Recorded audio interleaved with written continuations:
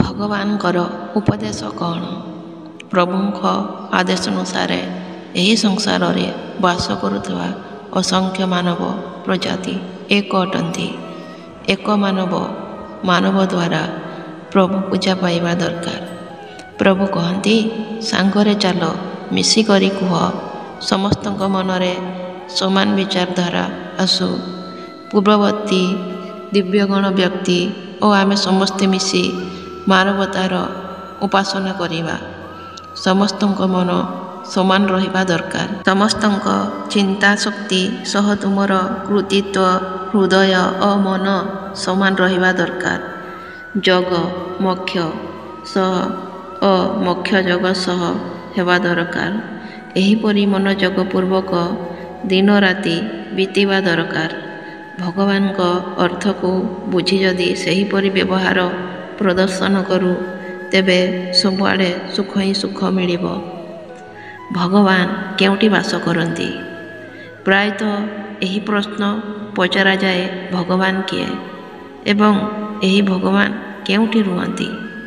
ଗୀତାରେ କୃଷ୍ଣ କହିଛନ୍ତି, ମନର ଆଖି ଖୋଲି କରି ଦେଖ, ତୁ ମୋତେ ନିଜ ଭିତରେ ହିଁ ପାଇବୁ।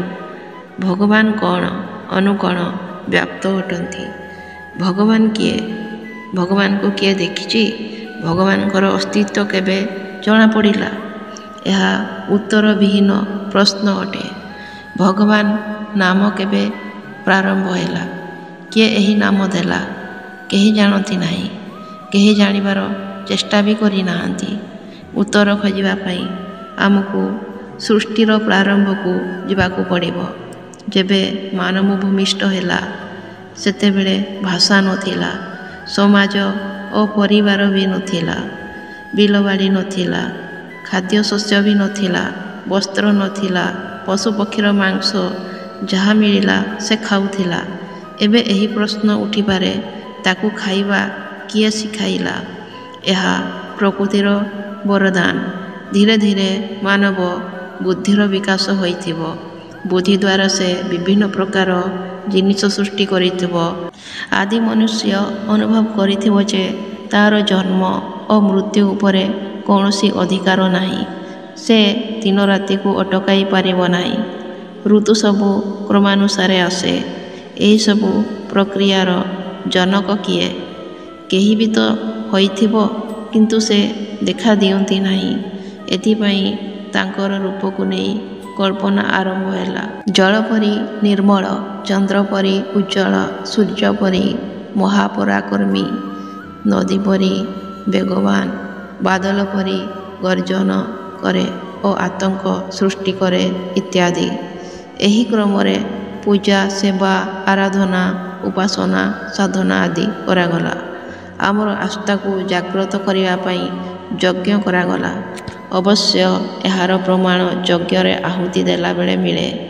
ଆହୁତି କୌଣସି ନାମରେ ଦିଆଯାଏ। ଆଦିମାନବ ଆହୁତି ଦେବା ସମୟରେ କୁହେ, କୈଷ୍ମେ ଦେବାୟ ହବିଷ ବିଦ୍ରେୟ, ଅର୍ଥାତ୍ କେଉଁ ଦେବତାଙ୍କ ନାମରେ ଆହୁତି ଦେବି। ଧୀରେ ଧୀରେ ବୁଦ୍ଧି ଏବଂ ଜ୍ଞାନର ବିକାଶ ହେଲା। ବୁଦ୍ଧି ଓ ଜ୍ଞାନ ସହ ଅହଂଭାବ ବି ଜାଗ୍ରତ ହେଲା। ଆଜିର ବୁଦ୍ଧିମାନ ମନୁଷ୍ୟ ଭଗବାନଙ୍କ ନାମରେ ବେପାର କରୁଛି। ସମ୍ଭବତଃ ସେ ନିଜକୁ ଅଧିକ ଶକ୍ତିଶାଳୀ ଭାବିବାର ଧୃଷ୍ଟତା କରୁଛି। କିନ୍ତୁ ଭଗବାନ କେବେ ବନ୍ୟା, କେବେ ଭୂମିକମ୍ପ ଦ୍ୱାରା ମନୁଷ୍ୟକୁ ତା'ର ଶକ୍ତିହୀନତା ଦେଖାଇ ଦିଅନ୍ତି। ଗୀତାରେ କୃଷ୍ଣ କହିଛନ୍ତି, ତୁ ମନର ଆଖି ଖୋଲିକରି ଦେଖ, ତୁ ମୋତେ ନିଜ ଭିତରେ ପାଇବୁ। ଭଗବାନ କୋଣେ ଅନୁକୋଣେ ବ୍ୟାପ୍ତ ଅଟନ୍ତି। ଭଗବାନ ଆମ ଭିତରେ ହିଁ ବିରାଜମାନ କରିଛନ୍ତି।